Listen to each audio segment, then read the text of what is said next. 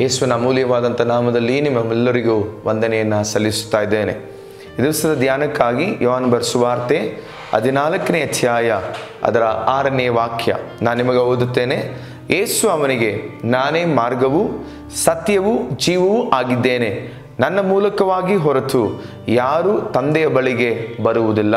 ದಿವಸದಲ್ಲಿ 3 ಕಾರ್ಯಗಳು ನೋಡುತ್ತೇವೆ. ನಾನೇ ಮಾರ್ಗವು ಸತ್ಯವೂ ಜೀವವೂ ಆಗಿದ್ದೇನೆ. ನಿಮ್ಮೊಟ್ಟಿಗೆ ಸತ್ಯದ ಮಾರ್ಗ ಎಂಬುದಾಗಿ ನಿಮ್ಮೊಟ್ಟಿಗೆ ಮಾತನಾಡಲಿಕ್ಕೆ ಬಯಸ್ತೇನೆ. ಈ ಲೋಕದಲ್ಲಿ ಅನೇಕ ಮಾರ್ಗಗಳಿದೆ. ಅನೇಕ ಮಾರ್ಗದಲ್ಲಿ ಅನೇಕ ಜನರು ನಡೆಯುವರಾಗಿದ್ದಾರೆ. ನಾವಿರುವಂಥ ನಮ್ಮ ಪಟ್ಟಣದಲ್ಲಾಗಲಿ ನಮ್ಮ ಊರುಗಳಲ್ಲಾಗಲಿ ನಮಗೆ ಗೊತ್ತು ಅನೇಕ ರಸ್ತೆಗಳಿದೆ. ಸೊ ಅನೇಕ ಒಂದೇ ಸ್ಥಳಕ್ಕೆ ಹೋಗಬೇಕಾದ್ರೆ ಅನೇಕ ರಸ್ತೆಗಳಿಂದ ಅನೇಕ ಮಾರ್ಗವಾಗಿ ಆ ಸ್ಥಳಕ್ಕೆ ಹೋಗಬಹುದು. ಆದರೆ ನಮ್ಮ ಜೀವನದಲ್ಲಿ ನಾವು ಯೋಚನೆ ಮಾಡೋಣ, ಆ ಪರಲೋಕಕ್ಕೆ ಹೋಗಬೇಕಾದರೆ, ಆಶೀರ್ವಾದವನ್ನು ಹೊಂದಬೇಕಾದರೆ ನಾನು ಮತ್ತು ನೀವುಗಳೇನು ಮಾಡಬೇಕು? ಈ ಲೋಕದಲ್ಲಿ ನೋಡುವುದಾದರೆ ಎಲ್ಲರೂ ಸಹ ತಮಗೆ ಸರಿ ತೋಚುವಂಥ, ತಮ್ಮ ಮನಸ್ಸಿಗೆ ಇಷ್ಟವಾಗುವಂಥ ಮಾರ್ಗವನ್ನು ಆರಿಸಿ ನಡೆಯುವರಾಗಿದ್ದಾರೆ. ದೇವರ ವಾಕ್ಯ ಜ್ಞಾನೋಕ್ತಿಗಳಲ್ಲಿ ಓದುತ್ತೇವೆ, ಮನುಷ್ಯನಿಗೆ ಸರಳವಾಗಿ ತೋರುವಂಥ ಒಂದು ಮಾರ್ಗವಿದೆ, ಅದು ಕಟ್ಟ ಕಡೆಗೆ ಮರಣ ಮಾರ್ಗವೇ. ದೇವಮಗುವೆ, ಪ್ರತಿಯೊಬ್ಬರು ತಮ್ಮ ಮನಸ್ಸಿಗೆ ತೋಚಿದಂಥ ಮಾರ್ಗದಲ್ಲಿ ನಡೆಯುವರಾಗಿದ್ದಾರೆ. ಯೌವನಸ್ಥರು ತಮ್ಮ ಸ್ವಂತ ಮನಸ್ಸಿಗೆ ತಕ್ಕಂತೆ, ಹಿರಿಯರು ತಮ್ಮ ಮನಸ್ಸಿಗೆ ಬಯಸಿದಂತೆ, ಚಿಕ್ಕ ಮಕ್ಕಳು ತಮ್ಮ ಮನಸ್ಸಿಗೆ, ಪ್ರತಿಯೊಬ್ಬರು ಅವರವರ ಮನಸ್ಸಿಗೆ ತಮಗೆ ಯಾವುದು ಸರಿ ಎಂಬುದಾಗಿ ತೋಚುತ್ತದೋ ಆ ಮಾರ್ಗದಲ್ಲಿ ನಡೆಯುವರಾಗಿದ್ದಾರೆ. ಇಲ್ಲ, ಸ್ವಲ್ಪ ಹೊತ್ತು ನಾವಿಲ್ಲಿ ನಿಲ್ಲಿಸಿ ವಾಕ್ಯದ ಪ್ರಕಾರವಾಗಿ ನಾವು ನೋಡುವರಾಗಿರಬೇಕು. ವಾಕ್ಯ ಹೇಳುತ್ತದೆ, ಸ್ವಾಮಿ ಹೇಳ್ತಾನೆ, ನಾನೇ ಮಾರ್ಗ. ಆತನು ಹೇಳ್ತಾನೆ, ನಾನೇ ಮಾರ್ಗ, ನನ್ನ ಮೂಲವಾಗಿ ಅಲ್ಲದೆ ಯಾರು ತಂದೆ ಬಳಿಗೆ ಹೋಗಲಿಕ್ಕೆ ಸಾಧ್ಯವಿಲ್ಲ. ಸ್ವಲ್ಪ ನಿಲ್ಲಿಸಿ ನಾವು ಗಮನಿಸಿ ದೇವರ ವಾಕ್ಯವನ್ನು ನಾವು ಧ್ಯಾನಿಸುವುದಾದರೆ ಆ ಸತ್ಯವಾದಂಥ ಮಾರ್ಗಕ್ಕೆ ಅಥವಾ ಆ ಮಾರ್ಗದಲ್ಲಿ ನಾವು ಯಾವುದೇ ಸಮಸ್ಯೆ ಇಲ್ಲದೆ ನಾವು ನಡೆಯುವರಾಗಿರುತ್ತೇವೆ. ಈ ಲೋಕದಲ್ಲಿ ಎಲ್ಲರೂ ಸಹ ಒಳ್ಳೆಯದನ್ನು ತಮ್ಮ ಜೀವನದಲ್ಲಿ ಬಯಸ್ತಾರೆ. ದೇವರ ವಾಕ್ಯ ಸತ್ಯದಲ್ಲಿ ನೋಡುವುದಾದರೆ ಅರಸುಗಳ ಕಾಲದಲ್ಲಿ, ಈ ರಾಜರ ಕಾಲದಲ್ಲಿ ಒಳ್ಳೆಯ ರಾಜರಿದ್ದರು, ಕೆಟ್ಟ ರಾಜರು ಇದ್ದರು. ಕೆಟ್ಟ ರಾಜರಂದ್ರೆ ನೀವು ಅನ್ಕೊಳ್ಬೇಕು, ಏನು ಕೆಟ್ಟ ರಾಜರೆಂಬುದಾಗಿ. ದೇವರ ಚಿತ್ತವನ್ನು ತಿಳ್ಕೊಳ್ಳದೆ, ದೇವರ ಮಾರ್ಗದಲ್ಲಿ ನಡೆಯದೆ, ತಮ್ಮ ಇಷ್ಟಕ್ಕೆ ಬಂದಂತೆ, ತಮ್ಮ ಮನಸ್ಸಿಗೆ ತೋಚಿದ ರೀತಿಯಲ್ಲಿ ಆ ರಾಜ್ಯವನ್ನ, ಆ ಜನರನ್ನ ನಡೆಸಿ ಅವರು ದೇವರಿಗೆ ವಿರುದ್ಧವಾಗಿ ಹೋದವರು. ಇನ್ನೊಂದು ಕಡೆಯಲ್ಲಿ ಒಳ್ಳೆ ಅರಸರು ದೇವರ ಚಿತ್ತವನ್ನ ತಿಳ್ಕೊಂಡು ದೇವರಿಗೆ ಭಯಭಕ್ತಿ ಉಳ್ಳವರಾಗಿ ಅವರು ನಡೆದದರಿಂದ ಅವರ ಆಳ್ವಿಕೆಯನ್ನ ದೇವರ ಆಶೀರ್ವಾದ ಮಾಡಿ, ಅವರ ಆಳ್ವಿಕೆ ಕಾಲದಲ್ಲಿ ದೇವರ ಸಮಾಧಾನವನ್ನ, ಸಂತೋಷವನ್ನ ಆತನು ದಯಪಾಲಿಸಿದನು. ಮಗುವೆ, ನಿನ್ನ ಜೀವನದಲ್ಲಿ ಯಾವ ಮಾರ್ಗದಲ್ಲಿ ನಡೆಯುತ್ತಾ ಇದೆಯಾ? ನನ್ನ ಮನಸ್ಸಿಗೆ ಸರಿ ತೋಚಿದಂಥ ಮಾರ್ಗದಲ್ಲಿಯಾ, ಅಥವಾ ನೀನು ಹೋಗುವಂಥ ಮಾರ್ಗ ಇದು ದೇವರು ನನಗಾಗಿ ನೇಮಿಸಿದ ಮಾರ್ಗವಾ, ಇದು ದೇವರ ಚಿತ್ತದ ಮಾರ್ಗವಾ ಎಂಬುದಾಗಿ ದೇವರನ್ನ ಕೇಳಿ ಆ ಮಾರ್ಗದಲ್ಲಿ ನಡೆಯುವನಾಗಿದೆಯಾ? ನಂತರವಾಗಿ ನೋಡುತ್ತೇವೆ, ಲೂಕನ ಬರೆದ ಸುವಾರ್ತೆಯಲ್ಲಿ ನಾವು ನೋಡುವಾಗ 15ನೇ ಅಧ್ಯಾಯ ನಮ್ಮೆಲ್ಲರಿಗೂ ಪರಿಚಯವಾದಂಥ ವಾಕ್ಯ 11ರಿಂದ 20 ವಾಕ್ಯ. ಆ ಸ್ಥಳದಲ್ಲಿ 2 ಕುಮಾರರಿದ್ದಾರೆ ಒಬ್ಬ ತಂದೆಗೆ.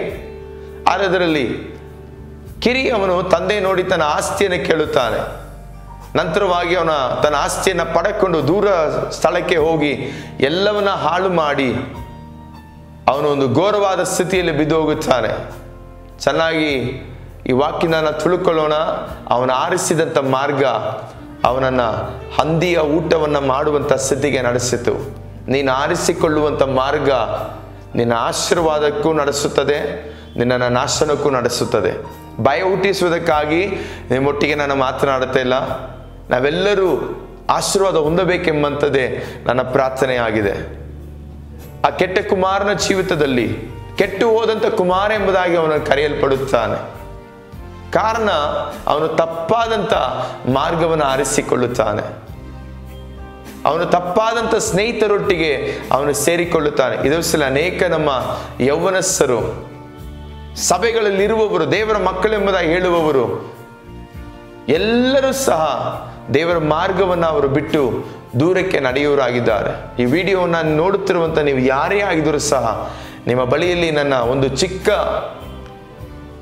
ವಿಜ್ಞಾಪನೆ, ನೀನು ಹೋಗುವಂಥ ಮಾರ್ಗವನ್ನು ಸ್ವಲ್ಪ ಪರೀಕ್ಷೆ ಮಾಡು, ಸ್ವಲ್ಪ ನಿಧಾನ ಮಾಡು.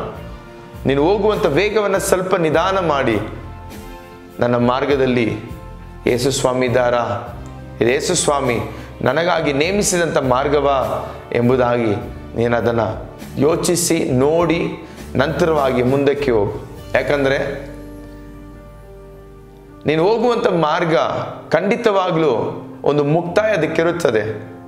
ನೀನು ಹೋಗುವಂಥ ಮಾರ್ಗದಲ್ಲಿ ನಾವು ಗಾಡಿಯಲ್ಲಿ ಹೋಗುವಾಗ ಹೇಳುತ್ತೇವೆ ಡೆಡ್ ಎಂಡ್.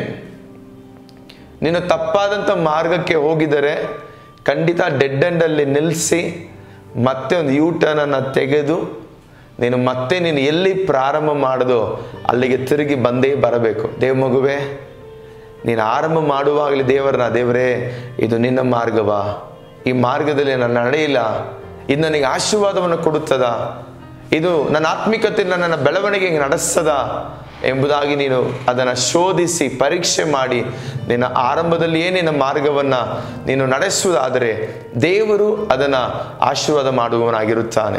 ಅನೇಕರು ತಮ್ಮ ಮಾರ್ಗವನ್ನು ಅವರು ತಪ್ಪಿ ಅವರು ಕಡೆದಾಗಿ ಅವರು ಮರಣಕ್ಕೆ ನೇರವಾಗಿ ಹೋಗಿದ್ದಾರೆ. ಆದರೆ ಈ ದಿವಸದಲ್ಲಿ ಈ ವಿಡಿಯೋವನ್ನು ನೋಡಿದ ನಂತರವಾಗಿ ನಮ್ಮ ಜೀವಿತವು ಆ ರೀತಿಯಾಗಿರದಂತೆ ನಮ್ಮ ಜೀವಿತವು ಆಶೀರ್ವಾದಕ್ಕೆ ನೇರವಾಗಿ ಹೋಗಲಿ ದೇವರು ಆಶೀರ್ವಾದ ಮಾಡುತ್ತಾನೆ. ನಂತರವಾಗಿ ನಾವು ನೋಡುವುದಾದರೆ ವಾಕ್ಯ ಹೇಳುತ್ತದೆ, ಜ್ಞಾನೋಕ್ತಿ 5ನೇ ಅಧ್ಯಾಯ 21ನೇ ವಾಕ್ಯದಲ್ಲಿ, ಚಿಕ್ಕ ಮಕ್ಕಳನ್ನು ಬೆಳೆಸುವಾಗಲೇ ದೇವರ ಭಯದಲ್ಲಿಯೂ ಜ್ಞಾನದಲ್ಲಿಯೂ ನಾವು ಬೆಳೆಸಿರುವಾಗಿರಬೇಕು. ಅವರನ್ನ ಒಳ್ಳೆ ಮಾರ್ಗದಲ್ಲಿ ಅವರನ್ನ ನಡೆಸುವಾಗ ಅವರು ಹಿರಿಯರಾದರೂ ಸಹ ಅವರು ದೊಡ್ಡವರಾದರೂ ಸಹ ಆ ಒಳ್ಳೆ ಮಾರ್ಗದಲ್ಲೇ ನಡೆಯುತ್ತಾರೆ. ಒಂದು ಉದಾಹರಣೆ ಹೇಳುತ್ತೇನೆ. ಒಂದು ಸಾರಿ ಒಂದು ಚಿಕ್ಕ ಮಗು ಪಕ್ಕದ ಮನೆಯಿಂದ ಒಂದು ಚಿಕ್ಕ ಸೂಜಿಯನ್ನು ಅವನ ಕಳ್ಳತನ ಮಾಡಿದ. ಅದನ್ನು ತಂದ ನಂತರವಾಗಿ ಅವರ ತಾಯಿ ಅದನ್ನು ನೋಡಿ ತೆಗೆದು ತಮ್ಮ ಮನೆಯಲ್ಲಿ ಇಟ್ಕೊಂಡ್ರು. ಸ್ವಲ್ಪ ದಿವಸಗಳ ನಂತರವಾಗಿ ಅವನ ಮನೆಯಿಂದ 10 ರೂಪಾಯಿ ಕಳ್ಳತನ ಮಾಡ್ದ. ತಾಯಿ ಅದನ್ನು ಸಹ ತೆಗೆದು ಮನೆಯಲ್ಲಿ ಇಟ್ಕೊಂಡ್ರು.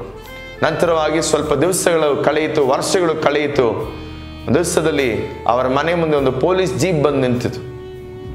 ಆಗ ತಾಯಿ ಓಡಿ ಬಂದು ಏನೆಂಬುದಾಗಿ ನೋಡಿದಾಗ ತನ್ನ ಮಗನ ಕೈಗಳಲ್ಲಿ ಬೇಡಿಗಳನ್ನು ಹಾಕಿ ಪೊಲೀಸರು ಕರ್ಕೊಂಡು ಬಂದು ಆ ತಾಯಿ ಅಳಲಿಕ್ಕೆ ಪ್ರಾರಂಭ ಮಾಡಿದ್ರು. ಅಯ್ಯೋ, ನನ್ನ ಮಗನನ್ನು ಬಿಟ್ಟು ಬಿಡಿ ಎಂಬುದಾಗಿ ಹೇಳಿದ್ರು. ಆದರೆ ಪೊಲೀಸರು ಹೇಳಿದ್ರು, ನಿನ್ನ ಮಗನು ದೊಡ್ಡ ಕಳ್ಳತನ ಮಾಡಿ ಅವನು ಸಿಕ್ಕಾಕೊಂಡಿದ್ದಾನೆ ಎಂಬುದಾಗಿ. ಆಗ ತಾಯಿ ಎಷ್ಟು ಗೋಗರೆದರೂ ಸಹ ಪೊಲೀಸರು ಬಿಡಲಿಲ್ಲ. ಆಗ ಆ ಮಗ ಪೊಲೀಸರ ಬಳಿಯಲ್ಲಿ ತನ್ನ ತಾಯಿ ಬಳಿಯಲ್ಲಿ ಒಂದು ನಿಮಿಷ ಅವನು ವೈಯಕ್ತಿಕವಾಗಿ ಮಾತನಾಡಬೇಕೆಂಬುದಾಗಿ ಕೇಳಿಕೊಂಡ. ಅದೇ ರೀತಿಯ ಅವನನ್ನು ಅನುಮತಿಸಿದಾಗ ಆ ತಾಯಿ ಬಳಿಗೆ ಹೋಗಿ ಹೇಳಿದ, ಈ ನನ್ನ ಸ್ಥಿತಿಗೆ ಕಾರಣ ನೀನೇ ಎಂಬುದಾಗಿ. ಆಗ ತಾಯಿ ಇನ್ನೂ ಅಳಲಿಕ್ಕೆ ಪ್ರಾರಂಭ ಮಾಡಿದ್ರು. ಆಗ ತಾಯಿ ಕೇಳಿ, ನಾನು ನಿನಗೆ ಏನು ಮಾಡಿದೆ, ಏನು ತಪ್ಪನ್ನು ಹೇಳಿಕೊಟ್ಟೆ ಎಂಬುದಾಗಿ. ಆಗ ಮಗ ಹೇಳಿದ, ನಾನು ಚಿಕ್ಕ ವಯಸ್ಸಲ್ಲಿರುವಾಗಲೇ ಆ ಸೂಜಿಯನ್ನು ಕಳ್ಳತನ ಮಾಡಿದಾಗ 10 ರೂಪಾಯಿನ ಕಳ್ಳತನ ಮಾಡಿದಾಗ ನನಗೆ ಒಡೆದು ಪೆಟ್ಟನ್ನು ಕೊಟ್ಟು ನನಗೆ ಒಳ್ಳೆ ಮಾರ್ಗವನ್ನು ತಿಳಿಸಿದ್ರೆ ಈ ದಿವಸದಲ್ಲಿ ಈ ಸ್ಥಿತಿಯಲ್ಲಿ ನಾನು ಬಂದು ನಿಲ್ಲುತ್ತಿರಲಿಲ್ಲ ಎಂಬುದಾಗಿ ಹೇಳಿದಾಗ ಆ ತಾಯಿ ಅಳಲಿಕ್ಕೆ ಪ್ರಾರಂಭ ಮಾಡಿದ್ರು. ದೇವ ಮಗುವೆ, ನಮ್ಮ ಜೀವನದಲ್ಲಿ ಒಳ್ಳೆ ಮಾರ್ಗವನ್ನು ತಿಳ್ಕೊಳ್ಳೋಣ. ಆ ಒಳ್ಳೆ ಮಾರ್ಗದಲ್ಲಿ ನಡೆಯುವಾಗ ಮಾತ್ರವೇ ದೇವರು ನಮ್ಮನ್ನು ಆಶೀರ್ವಾದ ಮಾಡಲಿಕ್ಕೆ ಸಾಧ್ಯ. ಮತ್ತೊಂದು ಆವತ್ತು ನಿಮಗೆ ವಾಕ್ಯವನ್ನು ನಾನು ಜ್ಞಾಪಕಪಡಿಸ್ತೇನೆ. ಜ್ಞಾನೋಕ್ತಿಯಲ್ಲಿ ನೋಡುತ್ತೇವೆ 16ನೇ ಅಧ್ಯಾಯ 25ನೇ ವಾಕ್ಯದಲ್ಲಿ, ಮನುಷ್ಯನಿಗೆ ಸರಳವಾಗಿ ತೋರುವಂತ ಒಂದು ಮಾರ್ಗವಿದೆ, ಆದರೆ ಕಡೆಯಲ್ಲಿ ಅದು ನಮ್ಮನ್ನ ಮರಣಕ್ಕೆ ನಡೆಸ್ತದೆ. ನೀನು ಆರಿಸುವಂತ ಮಾರ್ಗ ಯೇಸು ನಿಜವಾದಂತ ಮಾರ್ಗ ಎಂಬುದಾಗಿ ತಿಳಿದಿದ್ದೇವೆ.